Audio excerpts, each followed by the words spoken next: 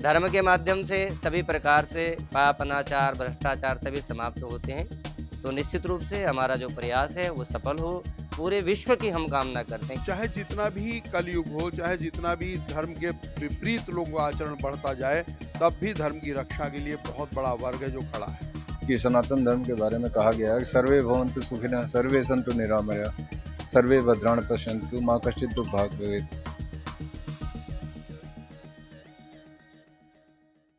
यज्ञ का आयोजन किया है, उसको लेकर क्या कहेंगे? देखिए, भारतीय सनातन धर्म संस्कृति का सर्वे भवन्तु सुखिनः सर्वे सन्तु निरामया सर्वे भद्राणि पश्यन्तु माँ कश्चित् दुःख भाग्य भवेत्। हमारे यहाँ प्रत्येक जनमानस को यह पाठ पढ़ाया जाता है कि आपको गौ का संवर्धन करना है, आपको जल का संवर्धन करना है, आपको पेड़ पौधों का संवर्धन करना है। तो ये हमारी संस्कृति, इसमें मैंने कुछ नया नहीं किया है और ये हमारा धर्म भी है, संत परंपरा का यह धर्म भी है कि निरंतर अपने जप से, ताप से, यज्ञ से, अनुष्ठान के माध्यम से संसार के कल्याण की कामना करूं। तो इसमें नया कुछ नहीं, हम निरंतर करते रहते हैं। 11 दिन से यहाँ चल रहा था, आज उसका समापन हुआ। सूडान में, यूक्रेन में, धर्म के ज्योतिष के नजरिए से धर्म के माध्यम से देखिए, धर्मेण हन्येत ग्रह, धर्मेण हन्येत व्याधि, धर्मेण हन्येत शत्रु, यतो धर्मम ततो जया। धर्म के माध्यम से सभी प्रकार से पाप, अनाचार, भ्रष्टाचार सभी समाप्त होते हैं।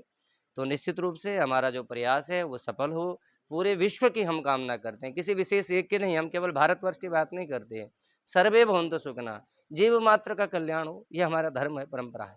गौ माता पर ऐसे कोई बात है, कई बार कुछ चीज़ें गलत भी प्रसारित हो जाती हैं, तो एक दुनिया के सामने जो जाता है तो ज़रूरी नहीं कि उसमें पूर्णतः सत्यता हो, लेकिन जो भी संगठन है जिनमें धर्म का ज्ञान है, निश्चित रूप से सब अपने धर्म की परंपरा के लिए सब लोग आगे बढ़ने का कार्य करते हैं निरंतर।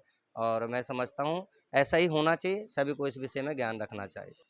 देखिए, सम्मान समारोह तो देखिए सबके सम्मान में ही हमारा सम्मान है। ये अभिनंदन उन विभूतियों के लिए है जो लोग तन से, मन से, धन से धर्म के लिए खड़े रहते हैं चौबीसों घंटे। तो हमने पिछले काफ़ी समय से इस प्रकार से आह्वान किया सभी लोगों को, ताकि हमारे युवाओं में, हमारे बच्चों में यह संस्कार जीवित रहें, उन्हें भी धर्म के प्रति जागृति उनके मन में आए। तो हम पहल करते हैं, हम धर्म के माध्यम से ऐसे विभूतियों को आगे लाने का प्रयत्न कर रहे हैं, ताकि ये लोग धर्म परंपरा का निर्वहन कर सकें। 2024 देखिए, दृष्टिकोण बताइए आप दृष्टिकोण तो ये है, ईश्वर कृपा करेंगे जी। और हम धर्म के माध्यम से बिना राजनीति के सबका कल्याण हो, अच्छे लोग आए राजनीति में भी, भ्रष्टाचारी लोग ना आए। ऐसी कामना तो हम निरंतर करते हैं कि भ्रष्टाचारियों का तो बेड़ा गर्क ही हो, वो लोग कभी ना आए आगे, बिल्कुल नाश हो उनका।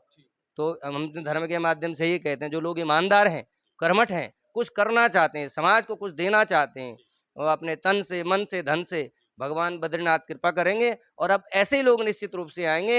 ये कलयुग नहीं है, करयुग है। जैसा करेंगे वैसा फल प्राप्त क्योंकि होगा। संतों की आप ईश्वर के हाथ पे है, जैसा भी होगा, अच्छे लोग आए, हमारी कामना है। ठीक है। रजनीश शास्त्री जी ने जो 11 दिवसीय विश्व शांति यज्ञ किया, उसका समापन का ये आयोजन है। इसमें हमारे रुड़की के एमएनए श्री विजयनाथ शुक्ला जी जो एसडीएम भी हैं, वो यहाँ पर उपस्थित हैं। हमारे बीच में रिंकू भैया हैं, सुनील जी हैं जो हमारे ग्राम प्रधान हैं, पूर्व ब्लॉक प्रमुख हैं।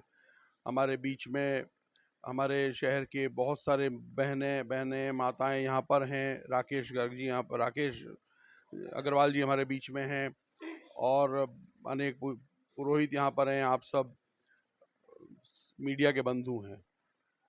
ये इस बात को दर्शाता है, ये आज का जो अवसर है, कि चाहे जितना भी कलयुग हो, चाहे जितना भी धर्म के विपरीत लोगों का आचरण बढ़ता जाए, तब भी धर्म की रक्षा के लिए बहुत बड़ा वर्ग है जो खड़ा है और उनको सहयोग करने वाला वर्ग है। इसीलिए पंडित जी ने लगातार जो आयोजन किया है। और जहाँ तक सवाल है मंत्रों की शक्ति का या यज्ञ की शक्ति का, तो वो सर्वविदित है, आज से नहीं समय से है। जब ये सारी सृष्टि नहीं थी तो एक मंत्र, एक स्वर, ओंकार की ध्वनि से ही सारी सृष्टि की रचना हुई। विज्ञान में भी हम जानते हैं कि ऊर्जा के स्वरूप बदल सकते हैं, ऊर्जा नष्ट नहीं होती।